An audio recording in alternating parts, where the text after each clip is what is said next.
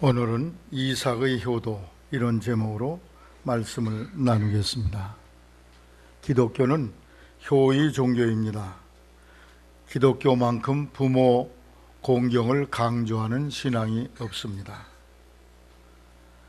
유교적 사상에 깊이 뿌리 내리고 있던 우리 조상들께서는 제사 드리지 않는다 해서 기독교를 아주 조상을 몰라보는 불효막심한 종교로 그렇게 오해를 하였습니다. 그러나 성경만큼 효도를 강조하는 신앙은 세상에 없습니다. 하나님이 주신 10계명 중에 10가지 계명 중에 1번부터 4번까지는 하나님을 공경하는 도리에 대해 말씀하고 5번부터 10번째까지는 사랑과의 관계를 교훈하는 내용인데, 그 사랑과의 관계를 교훈하는 메시지의 첫 번째가 바로 부모 공경입니다. 뿐만 아니라 예수님께서도 십자가에 달려 죽으시는 그 자리에서 남으신 어머님을 사도 요한에게 맡기면서 이분이 바로 내 어머니니까 내 어머니로 섬겨라, 그렇게 당부를 하셨습니다. 신명기서에 보면 부모를 거역하고 술에 잠기고 방탕한 그런 자식은, 그런 불효자식은 돌로 쳐 죽여도 죄가 되지 않는다, 그런 교훈의 말씀을 할 정도로 부모 효도에 대해서 성경은 아주 강한 강조를 하고 있습니다. 그런데 유교와 우리 기독교의 효가 다른 것은 뭐냐? 유교는 돌아가신 뒤에 효도를 강조하고 있어요. 죽은 뒤에 묘지를 어디에 모시느냐, 그 다음에 제사를 얼마나 깍듯이 잘 드리느냐, 이런 데 초점을 맞추고 있어요. 그런데 우리 기독교는 살아생전에 효도를 해야 된다는 거예요. 돌아가신 부모님 위해서 제상을 차려놓고 음식 많이 차려놓으면 어르신들이 잡수시나요? 잡수신다면 12번이라도 해드려야 되겠지만 잡수시지 않습니다. 이 세상에 오지도 않으세요. 거기 와서 그 제상에서 넘석거리면서 거기서 음식을 먹는 거렁뱅이들이 있는데, 그게 바로 귀신들입니다. 제상 차려놓으면 귀신들이 와서 거기서 먹고 가는 거지, 조상님이 쌀 한 톨도 먹고 가지 않아요. 그래서 우리 기독교는 살아생전에 효도를 해야 된다는 거예요. 살아있는 동안에 부모님을 즐겁게 하고 기쁘게 해드려야 그것이 효라, 그런 말씀입니다. 오늘 아브라함의 아들 이삭이 어떤 효도를 했는가를 함께 생각하면서 은혜를 받고자 합니다. 첫째로, 이삭은 믿음의 상속자가 되었습니다. 따라하세요. 믿음의 상속자. 아버지 아브라함의 믿음을 이어서 훌륭한 믿음 생활한 사람이 바로 이 이삭입니다. 이 이삭이라는 아들을 낳기 위해서 아버지가 얼마나 세월을 많이 들였고 수고를 했느냐. 창세기 12장 1절에 보면 하나님께서 아브라함이 75세가 될 때 하나님이 나타나서, 아브라함아, 너는 내 고향 본토 친척 아비집을 떠나거라. 내가 너를 복을 주어서 하늘의 별처럼 바닷가의 모래처럼 많은 자식을 주겠다. 지금 아기를 못 낳아서 하나도 없어요, 아기가. 그런데 하나님이 저를 바닷가의 모래같이 하늘의 별처럼 많은 자손을 주고 큰 나라를 이루겠다고 약속합니다. 그 약속의 말씀을 따라서 아브라함이 고향을 떠났어요. 그런데 무려 몇 년 동안 아기 낳기를 위해 준비하고 기도했느냐? 25년을 기도했어요. 25년 만에 낳은 아들, 100세가 돼서 낳은 아들이 바로 이삭입니다. 이 이삭을 낳기까지 아브라함이 엄청난 하나님과의 그 관계와 믿음 속에서 생활했던 것을 볼 수가 있어요. 그런데 이 이삭은 태어나서부터 아버지가 하는 대로 따라하게 돼 있어요. 그래서 아버지가 이삭한 데 따라 이삭하고, 아버지가 이삭한 데마다 먼저 하나님 앞에 제단을 쌓고 예배드리고 제사를 드립니다. 하나님께 경배를 드립니다. 그걸 보고서 그도 아버지를 따라서 먼저 하나님을 구하고 제단을 쌓는 그런 신앙생활을 했던 것을 볼 수가 있습니다. 자녀들은요, 부모님의 신앙을 그대로 본받게 돼 있어요. 부모님들이 믿음 생활 잘 하시면 자녀들은 저절로 그걸 따라갑니다. 그래서 부모님들이 신앙에 모범을 보이고 귀감이 되는 일이 대단히 중요합니다. 아버지가 돌아가신 뒤에 이삭이 부엘세바라는 곳으로 이사를 갔습니다. 이사 간 뒤에 거기서 제단을 쌓고 여호와 이름을 부르고 거기 장막을 쳤더니 이삭의 종들이 거기서도 운물을 팠다. 그런 내용이 오늘 한 절 기록되어 있습니다. 이 한 절 말씀이 이삭의 믿음을 우리가 볼 수 있는 중요한 단서가 됩니다. 아브라함은 어떤 사업을 했어요? 축산 사업을 했어요. 축산도 그냥 이렇게 가둬놓고 하는 것이 아니라 방목, 소나 양이나 염소를 이렇게 벌판에 놔 먹이는 것입니다. 그래서 여기서 풀이 다 떨어지면 또 산 넘고 들 넘어서 이주하면서 돌아다니면서 이렇게 정착하지 않냐고 사는 그런 목축업을 했습니다. 그래서 이사 갈 때 제일 먼저 해야 될 일이 뭐냐? 우물 파는 일이에요. 사업이 뭐라고요? 목축업이에요. 양은 물이 없으면 죽어요. 그래서 이사 가자마자 먼저 우물을 파서 양들에게 물을 먹여야 됩니다. 사업을 위해서 우물 파는 일에 마음을 모두어야 되는데 아버지는 어떻게 살았느냐? 이사 가자마자 우물 파는 일을 먼저 한 것이 아니라 먼저 하나님 앞에 제단을 쌓고 기도하고 예배한 뒤에 그 다음에 양들을 위해서 우물을 파게 되었어요. 아버지 하는 모습을 그대로 보고 이삭도 먼저 가서 따라서 제단을 쌓고 먼저 제단을 쌓았다는 거예요. 인간의 생각으로는 어서 가서 우물 파서 양들 목을 축이게 해야지, 물 떨어지면 다 쓰러져 죽는데, 그런 생각을 할 수밖에 없지만 이삭은 아버지를 본받아서 먼저 하나님 앞에 제단 쌓는 일을 했다는 거예요. 즉 오늘로 말하면 예배하는 생활, 예배당 생활, 신앙 생활을 먼저 앞세웠다는 그런 말씀이죠.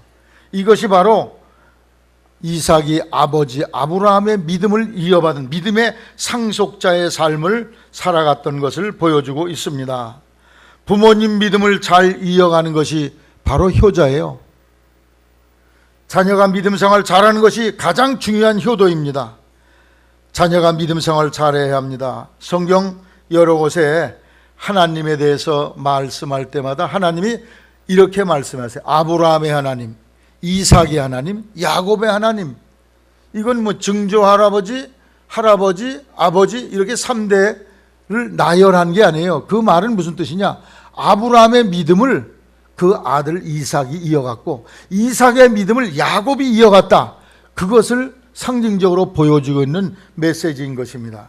출애굽기 3장 6절 모세가 하나님을 만났을 때 하나님이 모세에게 뭐라고 말하냐? 또 이르시되 나는 내 조상의 하나님이니 아브라함의 하나님, 이삭의 하나님, 야곱의 하나님이라. 3대가 믿음 생활을 다 잘했다는 그런 말씀이에요. 우리 성도들의 자녀들이 믿음 생활 잘하기를 주님의 이름으로 당부를 드립니다. 이것이 효도예요. 디모데는 믿음을 잘 물려받은 효자입니다. 디모데후서 1장 5절에 이는 내 속에 거짓이 없는 믿음을 생각함이라. 이 믿음은 먼저 내 외할머니 로이스와 내 어머니 유니게 속에 있더니 내 속에도 있는 줄을 확신하노라. 디모데는 어머니의 믿음을 상속받은 사람이에요. 외할머니의 믿음을 상속받았어. 외할머니가 믿음이 좋았는데 그 어머니가 믿음을 이어갔고 그 아들 디모데가 믿음을 이어갔다는 것입니다. 성경의 믿음의 사람을 말하자면 여러 사람이 있지만 그 중에 다윗이 있습니다. 다윗은 하나님을 철저하게 섬기고 경배하는 믿음을 앞세웠던 그런 사람이, 형들에게 전쟁터에 나가는 형들에게 음식을 가지고 갔던 그 다윗이 골리앗이 으름장을 놓고 소리치는 것을 보고서 살아계신 하나님을 모욕하는 저놈이 누구냐? 살아계신 하나님 여호와 하나님을 모욕하는 저자를 내가 하나님 앞에 맹세코 꺾어버리겠다. 하나님 여호와 살아계신 하나님, 이런 고백을 하는 걸 보면 그가 소년이라도 믿음이 강력했던 것을 볼 수가 있습니다. 다윗은 얼마나 믿음이 좋았는지 사도행전 13장 22절에 보니까 하나님께서 다윗을 만나니 내 마음에 합한 사람이라 내 뜻을 다 이루게 하리라 하시더니 여기 성경에 보니까 하나님 마음에 합한 사람이었다고 그랬어요. 하나님 마음에 꼭 드는 그런 사람이었다는 것이죠. 어떤 면에서? 하나님을 믿는 믿음 면에서 하나님 마음에 꼭 드는 그런 사람이었다는 것입니다. 다윗은 성령 세례 받은 사람이에요. 사무엘 선지자가 기름불을 취하여 기름을 부으니 여호와의 신에 크게 감동됐다고 그랬어요. 오늘로 말하면 성령 세례 받은 영적 체험이 있는 사람입니다. 시편에 보면 많은 시들이 있는데 거기에 다윗의 이름이 붙은 시가 많아요. 평소에도 그는 하나님을 찬송하고 하나님을 예배하고 하나님을 섬기는 그 믿음의 삶을 앞세웠던 것을 볼 수가 있습니다. 매사를 믿음으로 살아갔던 다윗을 볼 수 있어요. 다윗은 그의 생을 다 바쳐서 정말 하나님을 위해 하나님을 사랑하고 하나님을 위하면서 마지막에 성전을 건축하려고 힘을 모았습니다. 철과 놋과 목재와 어마어마한 그런 자료를 준비했는데, 여기 성경 역대상 22장에 보면은 다윗이 성전 건축을 위해서 준비한 금이 10만 달란트라. 그래서 10만 달란트, 1달란트가 34.4kg인데 이걸 오늘날 시세로 따지면은 1달란트가 1조 736억 원이에요. 1조, 어마어마한 돈이죠. 그러니까 10만이니까 10만 조, 상상할 수 없는 그런 그 재정적인 준비를 했던 것을 볼 수. 무엇을 위해서? 성전 건축을 위해서. 난 이 예배당을 지은 성도들이 정말 희생과 눈물과 땀을 들였음을 믿습니다. 이 희생을 드리는 건 이건 아무나 못하는 거예요. 여러분 속에 믿음이 있기 때문에 여러분의 희생, 에너지를 다 쏟아서 이 성전을 완공하게 된 줄로 믿습니다. 미국 1년 예산이 얼마냐? 3천조 원이래요. 3천조. 또 한국의 1년 국가 예산이 350조에서 400조 원이 된다고 그래요. 그런데 10만 조가 되면은 얼마가 됐냐? 이 한국 1년 국가 예산의 약 300배가 되는 그 물질을 모아놓은 거야. 그걸로 뭐 하려고? 하나님의 성전을 건축하려고. 성전 건축은 믿음이 없이는 못합니다. 돈 있다고 예배당 짓는 게 아니에요. 믿음이 있어야 거기 희생을 드려서 하나님의 성전을 지을 수 있는. 이처럼 다윗은 믿음의 사람이었던 것입니다. 사도행전 13장 22절 아까 말씀드린 대로 하나님 마음에 쏙 드는 그런 믿음의 삶을 살았어요. 자녀가 믿음을 갖고 믿음 생활을 잘하는 것이 부모님께 최대의 효도임을 아시기를 바랍니다. 신앙에서 빗나가 불신앙에 교회도 안 나가 어쩌다 뜸하게 나와, 그건 불효자식 중에 불효자식이에요. 좋은 자녀가 되는 10가지 방법, 효도의 10가지 방법이란 그런 글이 있어서 여러분에게 소개를 드리는데, 공경하고 존경하라, 환하게 웃어라, 사소한 것에 신경 써라. 그것도 모르세요? 이런 말은 절대로 하지 말아라. 부모님을 신뢰하라, 자주 작게 보답하라, 성장하라, 납득하고 수긍하라, 대화하라, 사랑하라. 10가지 다 좋은 말이에요. 그러나 여기에 신앙을 지키지 아니하고 이런 거 다 많이 한들 우리 부모님에겐 기쁨이 되지 아니할 줄로 아시기를 바랍니다. 이런 걸 다 해도 자녀들이 믿음을 갖지 아니하고 신앙생활 제대로 하지 아니하면 가장 귀한 것을 놓쳐버리고 잃어버린 사람과 마찬가지인 것입니다. 왜? 인간에게 신앙은 가장 중요한 생명과 같은 것이기 때문에. 부모님이 예수님을 잘 믿어요. 그 믿음으로 영원한 생명의 나라에 들어가신데, 자녀들이 믿음을 갖지 않으면 세상을 떠나는 날 자식과는 영원한 이별이 되는 거야. 그 자식은 지옥 갈 것이니까. 히브리서 9장 27절에 한 번 죽는 것은 사람에게 정하신 것이요 그 후에는 심판이 있으리니. 죽은 뒤에 지옥의 심판이 있다는 말씀이에요. 내 자식이 지옥의 심판에 떨어지면 그 부모에게 그게 기쁨이 되겠습니까? 자녀들이 믿음 생활 잘하셔서 부모들에게 기쁨이 되기를 주님의 이름으로 당부를 드립니다. 모든 믿는 부모들이 간절한 소망은 내 자식이 믿음 생활 잘하는 거예요. 그래서 영원한 천국에 같이 들어가게 되는 것입니다. 그리고 하나님을 잘 믿게 될 때에 그들이 하나님이 예비한 복을 받게 된다는 것을 성경이 교훈하고 있습니다. 여러분, 부모들이 자녀에게 받는 가장 큰 효도는 바로 믿음입니다. 여러분이 신앙의 유산을 이어가는 그런 삶을 살기를 주님의 이름으로 당부를 드립니다. 성경에 룻의 효도에 대해서 자상하게 나와 있어요. 어째 룻이 효자입니까?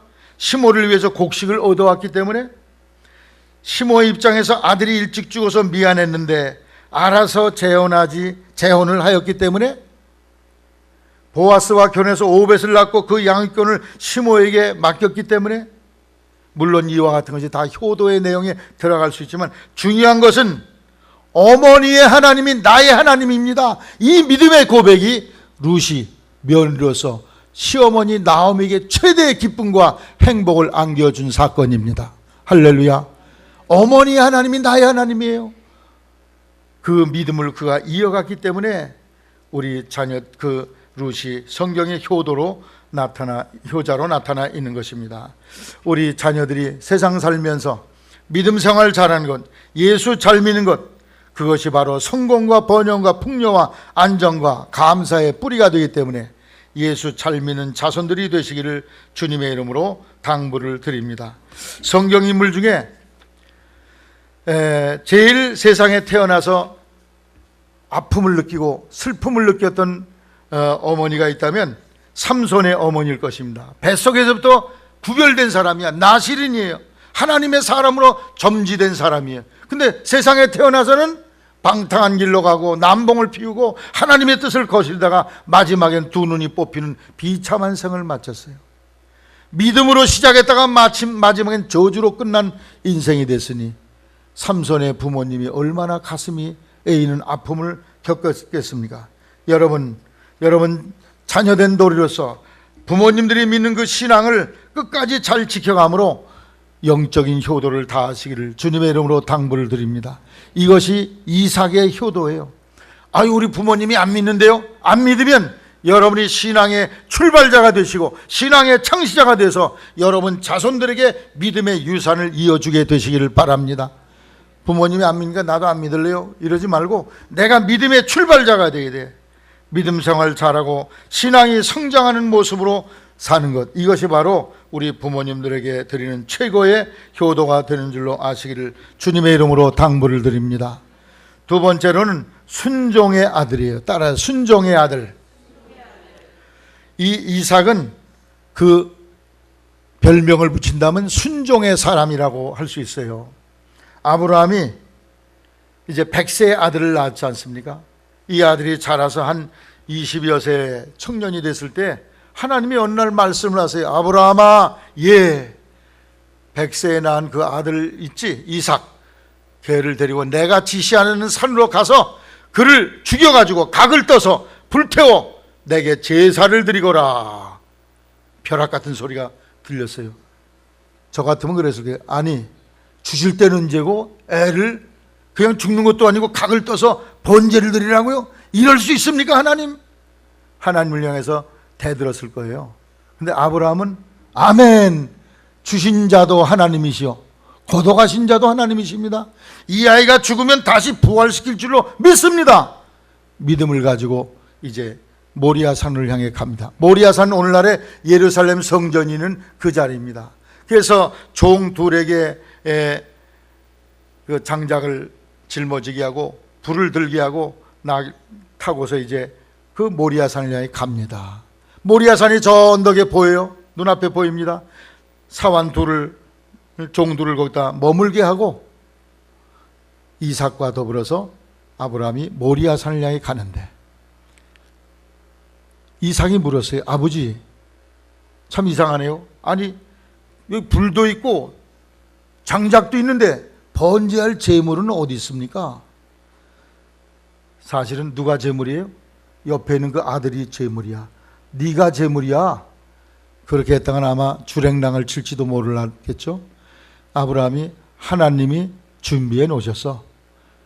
그리고 하나님이 준비했다 그러고 올라갔습니다. 올라간 뒤에 장작을 펴놓고 거기다 불을 피워놓고 이삭이가 말해, 이삭아, 네가 죽어줘야 되겠다. 하나님이 너를 죽여서 제사를 드리래. 보통 사람 같으면 이렇게 얘기했죠. 아버지, 하나님 쫓더니 망령이시네요. 미쳤어. 하나님 쳤다가 들이 돌았구만. 아마 아버지를 피해서 주랭랑을 쳤을 겁니다. 근데 이삭은 뭐라고 그랬어요? 성경에 답은 나와 있지 않지만 아멘, 아버지 죽여주시옵소서. 하나님의 뜻이라면 절 죽여주세요.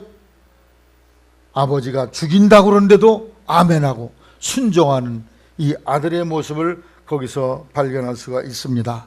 사랑하는 성도 여러분, 우리에게 그런 위기가 왔다면 아마 아멘하기 대단히 어려울 거예요. 그런데 이삭은 그 죽음의 위기, 이 청춘의 나이에 내가 죽어 재물이 돼 죽는다. 그런데 거기에 반항하지 아니하고 아멘으로 순종했던 것입니다. 골로새 3장 20절에 자녀들아 모든 일에 부모에게 순종하라. 이는 주 안에서 기쁘게 하는 것이라. 여러분 부모님에게 순종하는 그런 성도가 되기를 주의 이름으로 당부를 드립니다. 에베소 6장 1절에 자녀들아 너희 부모를 주 안에 순종하라. 이것이 옳으니라. 다윗도 순종하는 사람이었죠. 블레셋과 전쟁하는 전쟁통에 그 전장에 전쟁하는 자리에 형제들이 나가 있어요. 아버지가 그들에게 도시락 배달을 시킵니다. 요것은 형들 큰형에게 주고, 요 둘째 형, 요건 셋째 형에게 주고, 그리고 요건 소대장에게 주고, 요건 중대장에게 드리라. 도시락을 한 짐 꾸려가지고 전쟁터에 보냈는데 아멘하고 따라 나갔어요. 두렵지도 않는가 봐요. 전쟁이 일어나고 있는데 그 전쟁을 하는 그 전쟁터로 나갔습니다. 또 사무엘 선지자가 가서 기름을 붓습니다. 첫째 아들에게 기름을 붓 하나님이 아니다. 둘째 아들 아니다. 셋째 아들, 일곱째 아들 모두 아니라는 거예요. 그런데 또 다른 아이가 있습니까? 그랬더니 막냉이 하나 있는데요.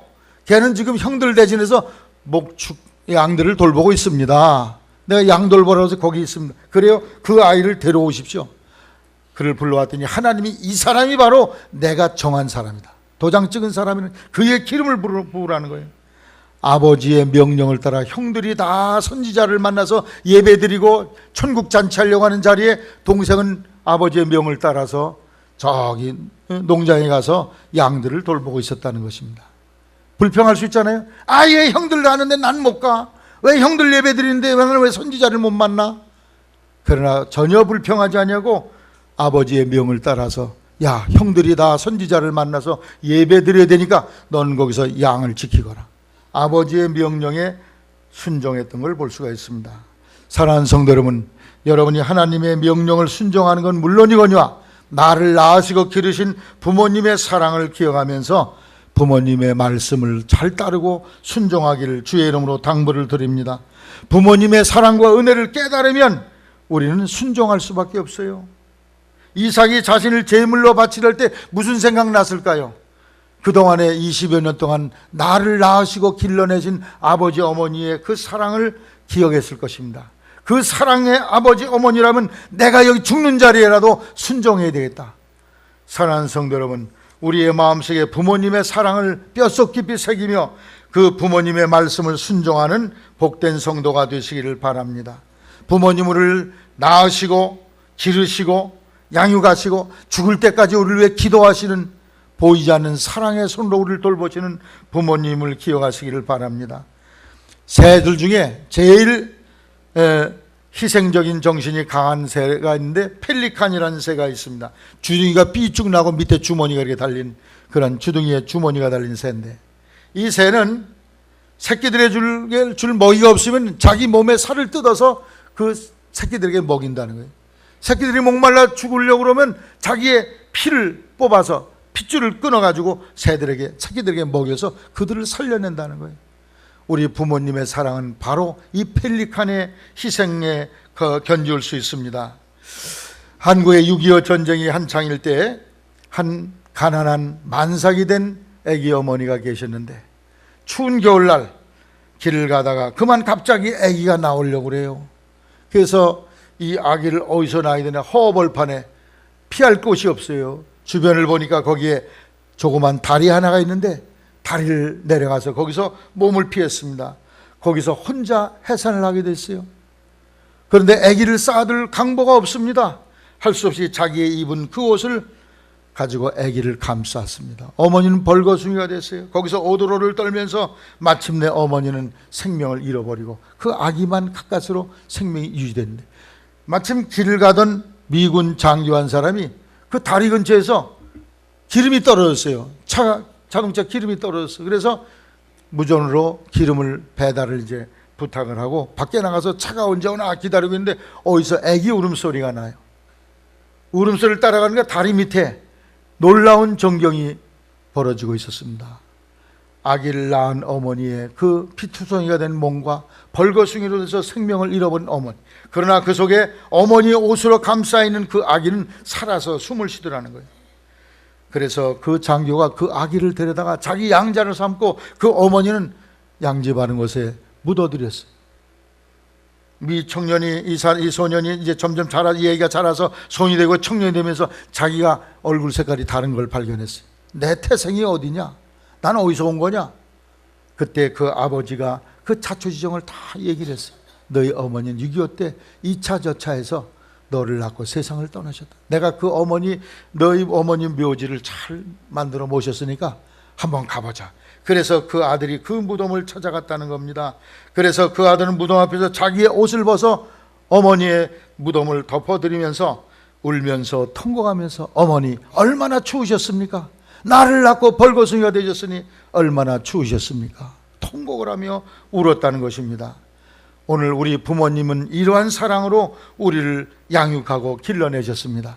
그 사랑을 기억하면서 여러분이 정말 부모님 말씀에 순종하는 그러한 성도들이 되시기를 주님의 이름으로 당부를 드립니다. 끝으로 세 번째, 가업을 잘 지켜나갔습니다. 따라하세요. 가업을 잘 지켜나갔다. 부모님의 기업을 잘 관리해서 거부가 되었다고 성경에 말씀하고 있어요. 아브라함의 직업이 목축업, 축산업이에요. 그것을 아버지 대를 이어서 그가 부지런히 성실하게 열심히 그걸 관리해서 거부가 됐다고 성경에 말씀하고 있어요. 창세기 26장 12절 이하에 보면 이삭이 그 땅에서 농사하여 그 해에 100배나 얻었고 여호와께서 복을 주심으로 그 사람이 창대하고 왕성하여 마침내 거부가 되어 양과 소가 떼를 이루고 종이 심이 많으므로 블레셋 사람이 시기하여 그 아버지 아브라함 때 판 우물을 메꿔버렸다고 말씀하고 있어요. 아브라함보다 더 부자가 됐어. 여러분, 부모님들이 여러분에게 물려주신 재능과 재산과 능력을 여러분이 크게 발전시켜서 여러분이 거부가 되기를 주님의 이름으로 당부를 드립니다. 부모님의 재산을 잘 관리하고 물려받은 재산을 잘 관리하고 돌봐서 그것을 지켜가는 것, 이것이 부모님에게 효도가 된다는 사실을 아시기를 바랍니다. 부모님이 돈을 물려주셔서, 땅을 물려주셔서 나 돈 많다, 놀멍놀멍 세월을 낭비하며 산다면 그 사람은 불효막심한 자식이 되고 말 것입니다. 누가복음 15장에 보면 탕자의 비유가 나오는데, 탕자는 어떤 사람입니까? 아버지 돌아가시 전에 먼저 재산을 달라고 그러고 그걸 가져가서, 여기 성경에 보니까 며칠이 못 되어 둘째 아들이 재물을 다 모아가지고 먼 나라에 가서, 왜 먼 나라에 갔을까요? 가까운 데 있으면 아버지가 늘 가서 잔소리하고 챙길 테니까 멀리 아버지 신경 못 쓰는 먼 데로 가서 허랑방탕했다고 그래요. 허랑방탕하여 그 재산을 허비하더니 부모님 재산을 날려버렸다는 말씀입니다. 나중에 거지꼴이 됐어요. 완전 알거지가 돼서 돌아옵니다. 허랑방탕, 탕진했다, 낭비했다, 재산을 허비했다는 것이죠. 다 없이 한 후에 정상적으로 사업을 하기 위해 투자한 것이 아닌 것을 이 말이 표현하고 있는 것 아닙니까? 여러분, 부모님들이 주신 재산을 잘 관리하고 돌봐서 부모님 때보다 10배, 100배로 불려 일으키시기를 주님의 이름으로 당부를 드립니다. 그 재산 날려버리면 그 사람은 어리석은 사람이에요. 불효자입니다. 그러면 이렇게 부모님이 주신 유산을 잘 관리하고 재산을 번창하게 하려면 어떻게 됐냐? 성실하게 그 재산을 관리해야 돼. 따라서 성실하게, 최선을 다해서, 열심을 다해서 그 재산 관리에 힘쓰시기를 바랍니다. 미국의 한 청년이 대학을 졸업하고 뉴욕 박물관에 임시 직원으로 취직을 했습니다. 청년은 매일 정식 출근 시간보다 1시간 먼저 출근해서 그 박물관의 바닥을 다 걸레질을 합니다. 박물관장이 말했어요. 아니, 대학 나온 사람이 이거 걸레질하는 거 자존심 상하지 않아?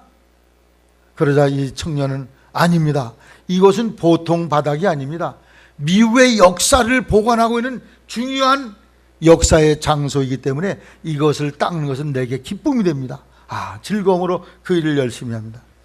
그는 그 일에 성심을 다하기에 인정받아서 드디어 정식 직원이 됐습니다. 그리고 자기가 전공한 분야의 연구를 계속합니다.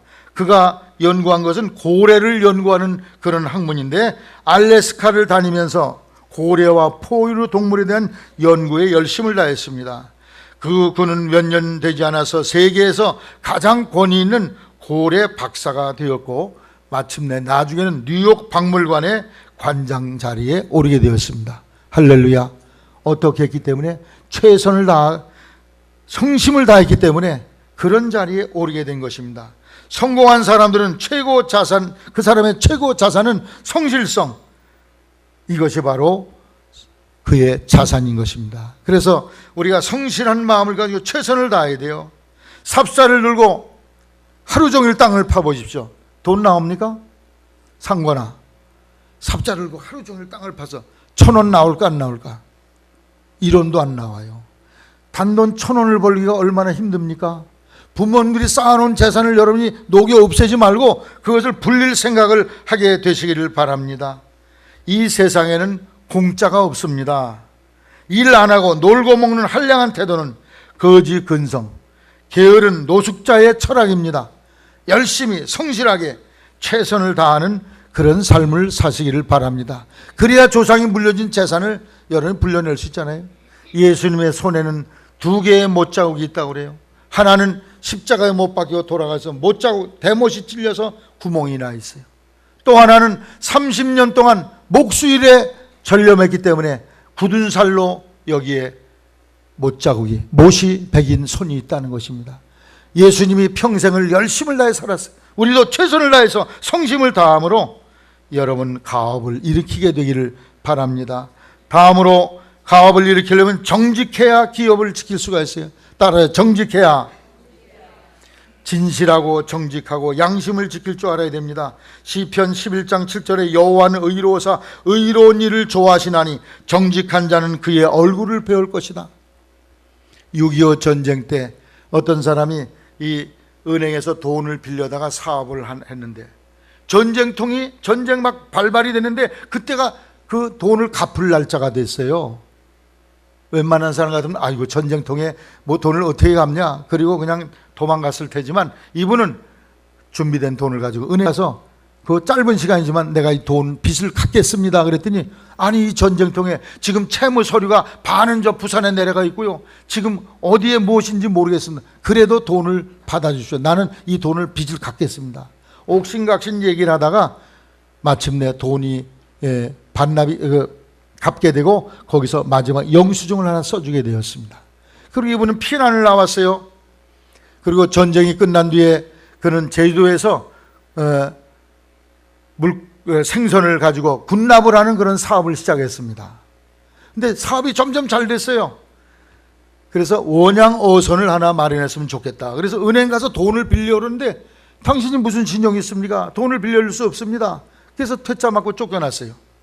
돌아오면서 생각해보니까 옛날에 자기가 6.25 때 그 빚 갚은 거 영수증이 생각이 났어. 그 영수증을 가지고 가서 내가 이렇게 6.25 전쟁통에도 빚을 갚았습니다. 정직하게 진실하게 이렇게 했습니다. 그랬더니 그 은행 직원이 그걸 보니 깜짝 놀래. 당신이 바로 이 사람입니까? 우리 은행계에서는 6.25 전쟁 동란 중에 빚 갚은 사람이 당신 같은 사람, 당신 한 사람밖에 없다고 다 사람들이 놀래고 있습니다. 당신 같은 사람이면 얼마든지 돈을 갖다 쓰십시오. 은행에서 돈을 대출해 주었습니다. 그래서 그가 사업을 크게 벌이면서 국제적인 기업으로 그를 키우고, 신일 학교니 여러 학교도 세우고 엄청난 사회봉사를 많이 했어요. 그 사람이 누구냐? 한국 유리 사장 최태섭 장로입니다. 예수 잘 믿는 사람이에요. 진실한 사람입니다. 이분은 진실 하나로 자기의 사업을 대성시키며 성공적으로 이끌어갔던 것을 볼 수가 있습니다. 진실한 사람, 그 사람을 하나님은 오늘도 쓰십니다. 이사야 25장 7절 의인의 길은 정직함이요 주께서 의인의 척경을 평탄하게 하신도다. 약삭빠르게 여기서 좀 거짓말하고 저기서 거짓말하고 이래가지고는 여러분 신뢰를 못 받아. 정직하고 진실하기를 바랍니다. 제가 서울서 목회할 때 어떤 젊은 분이 교회에 나오셨는데, 이 사람은 뒤만 돌아서면 거짓이 증명이 되는데도 그냥 나한테 다 좋은 얘기 다 하네. 자기가 어떠거든요. 그래서 내가 그랬어요. 저 사람은 숨 쉬는 거 외에는 다 거짓말이네. 숨 쉬는 것 빼고는 다 뻥이요. 여러분, 진실하게 사시기를 바랍니다. 그래야 여러분 재산이 늘어날 수 있어요. 거짓부랑하면 잠깐은 넘어가도 끝이 좋질 않아요. 그래서 안창호 선생은 이런 얘기를 했어요. 농담으로라도 거짓말하지 말아라. 꿈에라도 성실을 잃어버리거든 회개하라. 농담으로도 거짓말하지 말라는 거예요. 대부분 사람 속에, 마음속에 정직하게 살면 손해본다, 바보다. 개인이나 사회나 국가나 정직하게 살아야 되는데, 정직하게 살면 바보처럼 불의를 행하고 거짓말하고 이런 사람이 잘 되는 것처럼 보이죠. 그러나 우리 속담에 이런 말이 있어요. 따라하세요. 착한 끝이 있다. 착한 끝이 뭐예요? 착하고 정직하게 살면 끝이 좋다는 말이에요. 그러면 반대로 악한 끝도 있어요. 악하게 살아봐야 끝이 좋지 않습니다. 진실과 정직을 지켜가면 그 사람이 마침내 복을 받게 되는 거죠. 부모님의 물려오신 가산을 여러분 크게 불려 대성하게 되시기를 바랍니다. 서울시립대 반부패 행정 시스템 연구소, 거기서 연구 결과가 나온 연구 결과인데, 청렴도가 1점 상승할 때 외국인들의 투자 관심도가 26% 상승하고 1인당 무역이 31% 상승하고 1인당 GNP가 25%나 상승한다는 거예요. 그래서 그 국가의 청렴도, 정직도를 조사하기 위해서 이 세계적인 그런 조사 기관인데, 거기서 이 돈지갑을 한국 곳곳에 뿌려놔요. 그리고 몇 개가 돌아오나 그런 걸 다 조사합니다. 한국의 청렴도가 몇 점이다, 그런 점수를 내요. 오늘 우리가 정직하고 진실하게 살면 여러분이 더욱이 번영하게 될 줄로 믿으시기를 바랍니다. 끝으로 우리 부모님 재산을 잘 늘리고 발전시키기 위해서는 도전정신과 창조정신이 있어야 돼요. 따라하세요. 도전정신, 창조정신. 도전정신은 뭐냐? 남이 안 하는 거 그것 좀 한번 해봐야 돼. 창조정신은 뭐예요? 남이 하는 대로 똑같이 그냥 털 뺀데 털 박는 그 구태의연한 방법을 하지 말고 새롭게 조금이라도 변화시켜서 일을 하면은 여러분이 번영과 창조의 대역사를 이루게 될 줄 아시기를 바랍니다. 그렇게 해야 똑같은 사업을 해도 더 잘 돼요.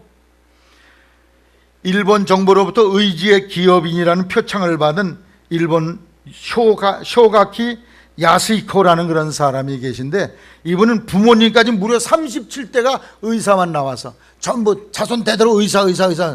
너도 의사 되라 그랬더니 부모님 나는 의사 싫다는 거예요. 이 사람이 동경대학 물리학과를 졸업한 뒤에 첫 번째 연사업이 양식 식당입니다. 레스토랑을 열었어요. 그런데 이거 잘 되게 하려고 야간에도 24시간 영업합니다. 그렇게 열었는데도 가게가 잘 되질 않아요. 그래서 그런 중에 취객이 와서 밤중에 열었는데 난로를 쓰러뜨려가지고 화재까지 나가지고 쫄딱 망하게 됐습니다.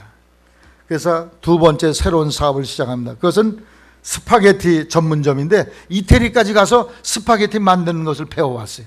그리고 스파게티 가게를 열었는데 가게가 잘 되질 않습니다. 수입이 좋질 않아요. 그래서 그가 고민하다가 마지막 이러한 대단한 모험과 결단을 내렸어요. 오늘부터 모든 음식값은 50%에 팝니다. 망할까요? 흥할까요? 그 얘기가 전파되자 사람들이 물밀듯이 모여오는 거예요. 여러분 50%라도 다 원가가 이익이 안 남는 게 아니죠. 약간 이익이 적다는 거죠. 박리다매로 그 사업을 하게 됐는데, 지금은 그 체인점이 193개나 된다는 거예요. 할렐루야. 모험적으로, 창조적으로, 도전적으로 하게 되시기를 바랍니다. 제가 여기다 교육관을 지려고 그러니까 많은 분들이 걱정을 해요. 다른 목사님, 아이고 목사님 은퇴할 때 얼마 남았는데 왜 그걸 해요? 은퇴나 조심스럽게 잘하죠. 또 그 빚지고 지면 그것도 언제 갚으려고 그러십니까? 지금 경기도 어려운데, 그리고 교인들이 교회 많이 옵니까? 전도되니까 지금 목사님 몸 잘 도사리셔야 될 때입니다. 그러나 지금 해야 될 때야. 할렐루야. 다 망한다고 그런 때 시작해야 될 때입니다. IMF 다 망할 때 일을 출발한 사람이 지금 대성했어요. 그때 몸도 살아이고 다 못하던 사람은 그냥 주저앉은 있습니다. 여러분, 어려울 때, 환경이 힘들 때 도전하고 창조정신으로 나가서 하나님의 역사를 이루는 여러분이 되시고 여러분 부모님의 가업을 크게 일으켜 세우시기를 바랍니다. 선행교회 이렇게 우리가 모험적으로 도전적으로 이런 일을 하면 하나님이 이 재단에 양들을 붙이실 줄로 믿습니다. 내 양을 이 교회에 맡겨야 되겠다. 이 교회가 가득 차고 나중에는 1부, 2부, 3부, 4부로 예배들 날이 올 줄로 믿으시기를 주의 이름으로 당부를 드립니다. 여러분이 성실과 진실과 도전정신과 창조정신으로 부모님의 가업을 잘 일으켜 세우셔서 대성하여 부모님께 효도하기를 주님의 이름으로 당부를 드립니다. 이삭은 효자입니다. 믿음의 상속자예요. 여러분 자손들 믿음 잘 갖도록 하시고 여기 계신 자손들은 부모님의 믿음을 잘 지켜가시기를 주의 이름으로 부탁을 드립니다. 순종하세요. 그리고 여러분 부모님의 가업을 잘 지켜가서 효도하는 그런 성도 되시기를 주의 이름으로 축원합니다.